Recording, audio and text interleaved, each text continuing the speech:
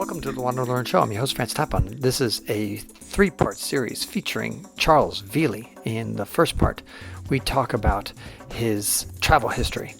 He is arguably the most traveled person ever, and he's certainly up there in the top 10. And we talk a little bit about his history and what he's done, especially one of my favorite stories of his is going to a tiny place called Rockall. It's a tiny island. In our second episode, we talk about his adventure at the Bolivian-Chile border. I met with him in Chile, in Santiago, and he told me about that fresh new adventure. It just shows you that even though somebody who's been nearly everywhere has still got some stories to tell, and he's been to over 1,300 of the 1,500 places to go to on the most traveled person list, which is a great app you should get. And speaking of which, that's the third episode. It talks about the most traveled MTP, the most traveled person app. And we talk about why you should have a checklist. So enjoy all three episodes, starting with this.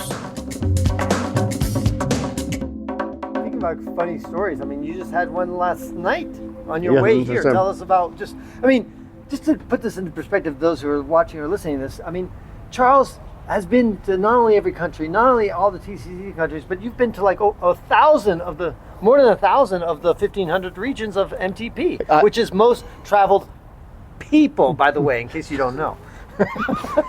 I'm up to 1,290 now, so my next goal is to get to 1,300. So you're already above 1,000. So you're 1,290, so you just got 10 more regions to go, and one of them is here in Chile. One of them is here in Chile, which is where I'm going to be driving is it that today. Tower? No, because that's really easy. The border is about 3 hours north of here. I'm going to fly to Buenos Aires tonight, so I'm going to go try and see something interesting, and then come back to make that flight. But so the reason that I'm down in South America is I wanted to get my Venezuelan visa, which is very difficult for Americans at this time. Oh. So You've done this all on just one passport, American passport. U.S. passport's the only passport I have. Wow. Yeah, I mean you can have two U.S. passports at the same time. Should have married some beautiful French woman or something. Yeah. And you could have picked up a French passport. So I am leading a tour in Algeria in about a week. And so I had 2 weeks, and I said, let's try and, clean up my South American region. So it's just day after day, I'm trying to do more and more. Yesterday, I was coming from Salar de Uyuni. Uyuni is 13,000 feet up in Bolivia, which is the salt flats, which is, really, really fun. And I hadn't done that, and I hadn't been to that region before, believe it or not. That's very Instagrammable. Right? Yeah, I got some crazy photos. Yeah. No, the little guides all organize it. It's sure. it's easy. But this is, my point is that it's a very well-known region, the salt flats of Bolivia. Right. Yeah. And very well traveled, and yet as much as you've traveled, there's always a place. I had never gone around to it. I haven't been to China or India, believe it or not. Oh my goodness. So I'm embarrassed. You want to end this conversation now?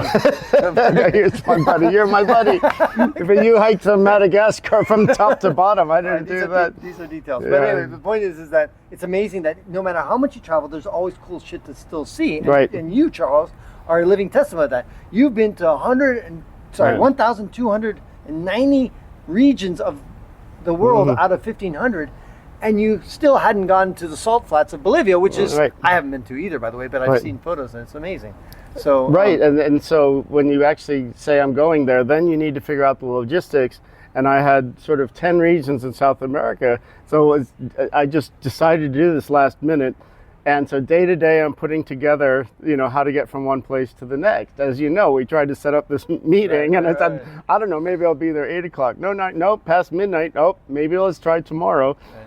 So yesterday, I needed to get from there down to Chile, and really the only way is by land. So I was able to get transport to the border.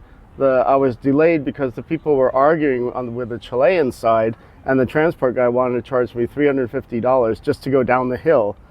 And I said, screw that. Why? What's his reasoning? Just, I don't know. I didn't know the guy. Okay. It was a local person in Uyuni who ran a bunch of buses or vans. Okay. And so she gave me a van to the border. I said, just go to the border and I'll find something from there. Right. So came to the border. The guy had to drop me off. The other side of the border, the Chilean side, is about 1 kilometer away. So you walked? It's burning hot sun and and dusty. And you had how much luggage just to roll? I have a roller bag and a backpack. Okay. So and even that's so a lot. You walked a kilometer during the sun. I started to walk, and then this one family that we've been chatting with on the Bolivian side let me in, and I was in the back seat with 3 kids, including one sucking on the bottle. They all squeezed over, and I was like, it reminded me of the old day. I have 3 kids. It reminded me of those days. Yeah. And the car sort of smells like milk. That's a little bit spoiled. And I'm in there, and they're just so nice. So they brought me that kilometer to the other side. That's nice. But then we're not going to go 3 hours that way. They weren't going to take me 3 hours. Why not? They only were too cramped. It's too cramped, and they just were being nice to bring me that far. Yeah. So there wasn't any commitment beyond that. Okay. So I made it through to the Chilean side, and then there was nothing. There was nobody. there were a couple more. There were a couple more vans. They're like SUVs with families like that, and I stopped them, and they said, "Look, I'm sorry. No, look how full we are." They're like. And then you commandeered a bus with your revolver. There was a guy with a bus, and I said, "Hey, are you going down the hill?" And he was reluctant at first because he didn't have any papers at the moment to carry passengers. And so... And you speak Spanish, luckily. But yeah, my Spanish is good. Mm-hmm. And so I told him, look, I'll pay you. Mm-hmm. What do you want? Yeah. And so we settled. I offered him 50. He asked for 100. I said, fine, get me out of here. And how many kilometers was it? Like 20 kilometers? It's 3 hours. It's good 3 hours to so the $100 is. I mean, it's expensive, but it's to Calama, And I wanted to fly here to Santiago last night. Yeah. I didn't want to wait and then get behind. So that was good. But first of all, it turns out that there are soldiers watching. And he was very afraid, and even the woman at the roadside stand, they conferred, and she came up to me and said, "Hey, look, he's got a problem, and the soldiers are watching. You should walk down to that town, right? And he'll pick you up there." Right. And I hadn't paid him anything, so I wasn't worried about that. But I thought this is kind of shady, right? And so I walked over to the desolate little desert border town. There's nothing really there, and stood by myself on the corner, right. Lo and behold, he came with a bus, and then he came and he said, get in, soldiers, and get in the back. And all the curtains had to be drawn. All right. Yeah, so the whole way it was like illegal transfer. Yeah, it was like my coyote bringing me. Exactly right, to South America instead of the other way around. Yeah, so every day there's something new like that Yeah, no, it's amazing, and that's I think the one of the key lessons here is that you can be this incredible traveler like Charles Veley and still not be jaded.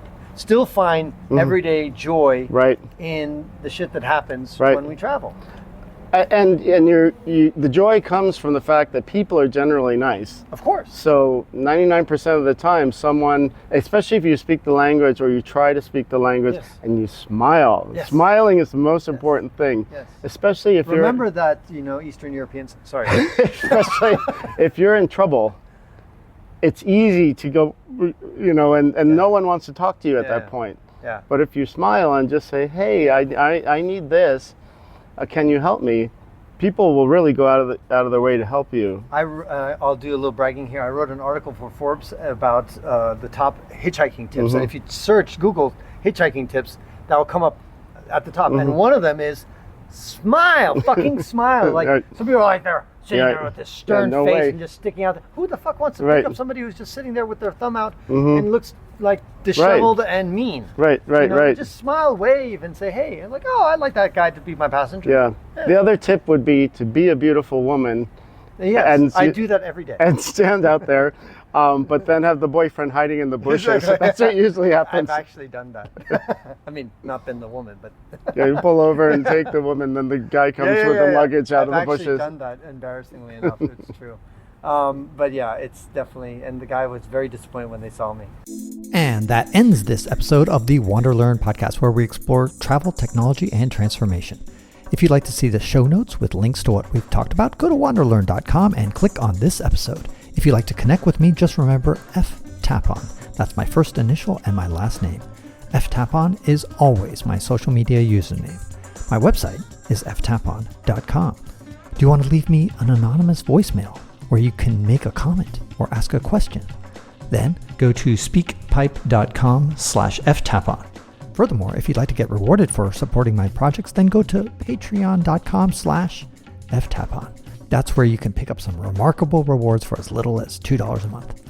Now, 5 quick favors. Number 1, subscribe to the WanderLearn podcast. 2, download it. 3, share it. 4, review it. And 5, sign up for my newsletter at wanderlearn.com. Our theme music was composed by Eric Stratman. This is Francis Tapon, encouraging you to wander and learn.